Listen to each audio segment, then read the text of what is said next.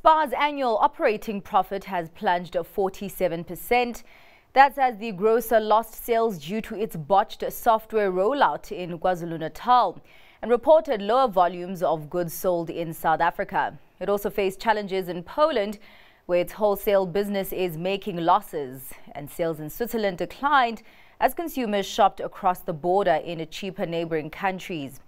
Given the performance, the firm's board says it believes it's prudent to not declare a dividend for the year. Looking ahead, SPAR has stated that it will focus on sorting out the software issues it's experienced. It will also look at ways to drive growth in Switzerland and look for a buyer for its Polish business. Lewis has reported more credit and fewer cash sales. That's as consumers struggle amid high inflation and elevated interest rates. For the 6 months to end September, the Furniture Group's debtors book grew 10.8% as credit sales jumped 19.5%. Conscious of the risks associated with increased credit, Lewis says it's maintained its strict criteria in granting credit, and this has helped it attract lower risk credit customers. An interim dividend of 200 cents has been declared. This is a 2.6% increase on the previous period's payout. Operations at Impala Platinum's Rustenburg mine have resumed following a tragic accident at the beginning of the week. The firm has described the incident as the darkest day in its history. The number of fatalities has risen to 12 and 74 miners remain in hospital. A total of 86 employees were involved in the accident. Internal investigations are underway. Hudeco has inked a deal to buy local plastic welding equipment importer and stockist Plattyweld. The effective date of the transaction is the 1st of December, and the price tag will be based on Plastiweld's annual profit in the past 3 financial years and the first one after the acquisition. But no more than 56 million rand will be forked out for the transaction. Hudeco says the move will help it expand beyond the import and distribution of automotive, industrial and electronic consumable products in Southern Africa. On the international scene, Scandinavian airline SAS reported a bigger August-October pre-tax loss than a year ago and said it aims for a U.S. court to approve its Chapter 11 restructuring plan in early 2024. Here's more detail in this package report.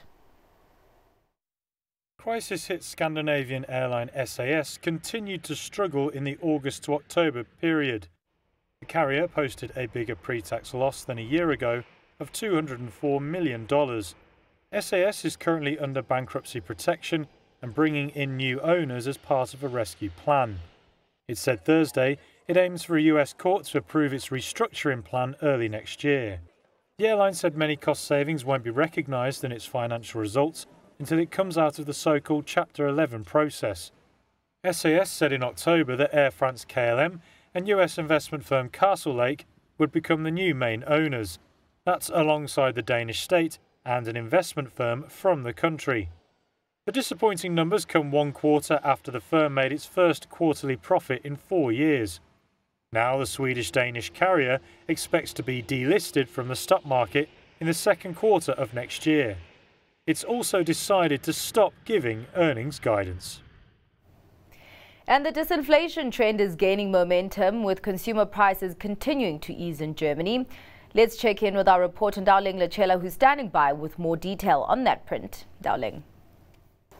Well, Zinati, the latest inflation data from Germany spells good news, but what we're trying to find out here is what does the November drop in inflation actually mean, and what do organizations like the OECD predict about Germany's outlook moving forward? And joining me with on-the-ground insight is Varda Imran, DW correspondent. Thanks for joining us today. Now, Varda, tell us the latest about this inflation print. Thanks for having me. Yes, Germany's inflation rate stood at 3.2% in November, down from 3.8% the month before. This is generally good news because it shows that some prices are falling, but it is also a base effect, meaning that the drop in energy prices signaled this big drop in inflation, among other things. But that is also because energy prices will not rise in the same intensity or speed at which they did at different parts of last year due to the Russia-Ukraine war. But food prices remain high. They are still up more than 5% year-on-year in November. And I can confirm that prices here rose slowly but surely, and you can feel the impact of food prices on income even if inflation has slowed. Essential things like milk and sugar cost way more than they did last year. All this while wages are rising much slower than expected.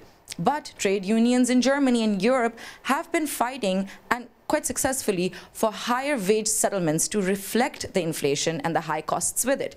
So in short, this is good news because it is the lowest monthly inflation rate since 2021. Varda, what does this mean for policy changes moving forward? I don't think any big policy changes are on the horizon in the short term, as in immediately, but analysts and experts caution that Germany's inflation will jump again in December because of the way it is calculated, like I said, base effects, but it is expected to stabilize in the coming months. With a weak economic outlook, there will probably no rate hikes in December, but I think the ECB will rather focus on the tough last mile to fight inflation that they have placed emphasis on before.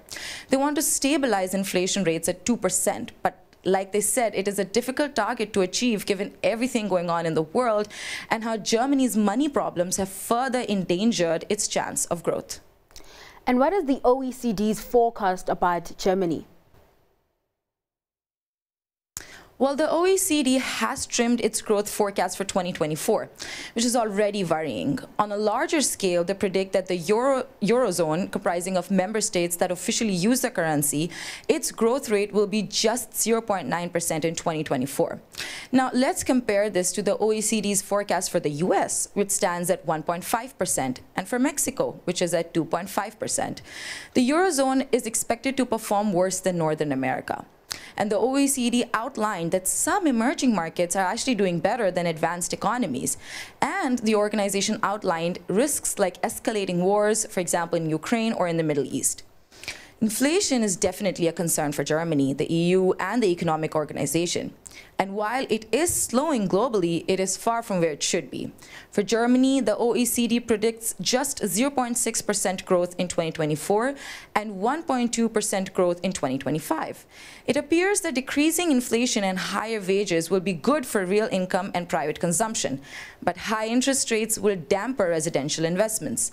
There's also a big question about labor shortage and how that will be tackled. So Germany will have a lot on its plate for next year and to navigate the slow growth predicted for 2024. Varda, let's leave it there. Thanks for that update. That was Varda Imran from Deutsche Welle.